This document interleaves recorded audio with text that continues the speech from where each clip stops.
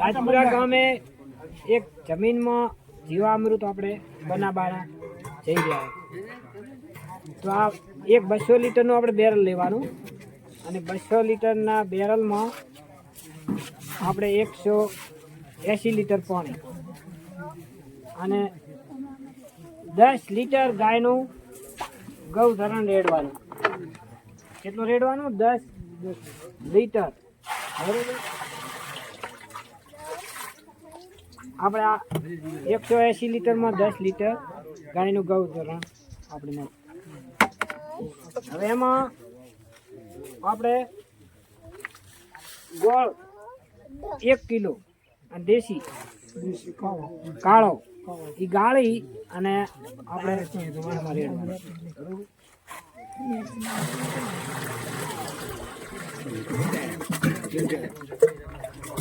ગોળ એના પછી આપણે 10 કિલો ગાયનો ગોબર લેવાનું.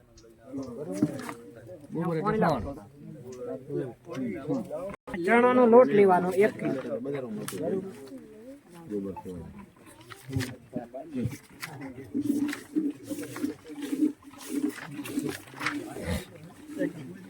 આ ચણાનો લોટ લ્યો એ આપણે 1 કિલો નાખવાનો.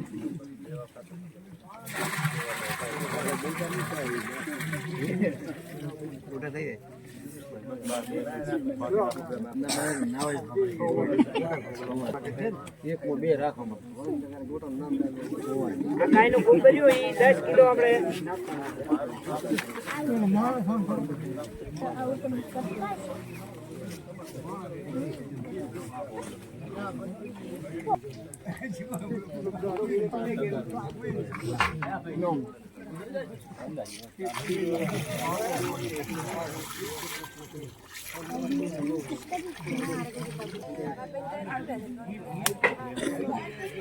આ 10 કિલો ગાયનું ગોબર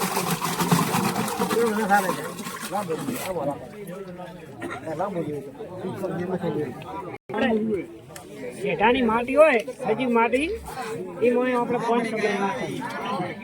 શેઢાની આપણે રાસાયણિક ખાતર ના નાખો ને એવી માટી નાખવાની. બરોબર. અને પછી એક લકડાનો દંડો હોય એનાથી આપણે ઘડિયાળનો કોટો હેડે ને એવી રીતે આપણે આમ ખવાર હોજ હલાવવાનું, ખવાર આમ ફેરવવાનું. બરોબર. અને શિયાળો હશે તો આપણને 8 દાડા લાગશે જીવામૃત બનતો. ઉનાળો હોય તો 5 દિવસ.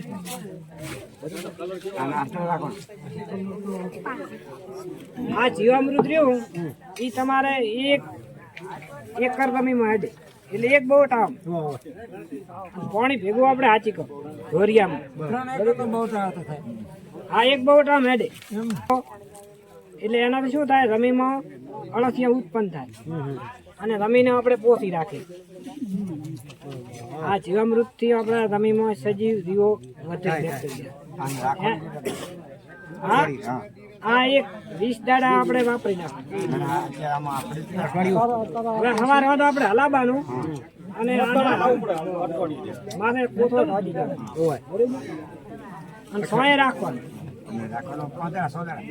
7 થી 8 દાડા. 8 દાડે તમારે આઈડામાં થડે રેડવાનું. આઈડા વધારે થશે તો આપણે 40 રૂપિયાનો ગોળ, 60 રૂપિયાના સણા અને ગૌમૂત્ર ને સોણ તો ઘરનું હોય તો આપણે દુકાનવાળાને 10,000 શું લેવાનું રાસાયણિક ના હાલવા પડે. જો આપણે ઘરે આવું બનતું હોય તો આપણે ફાયદો છે. હવે તો શીખડાવીને કરશે આમાં તો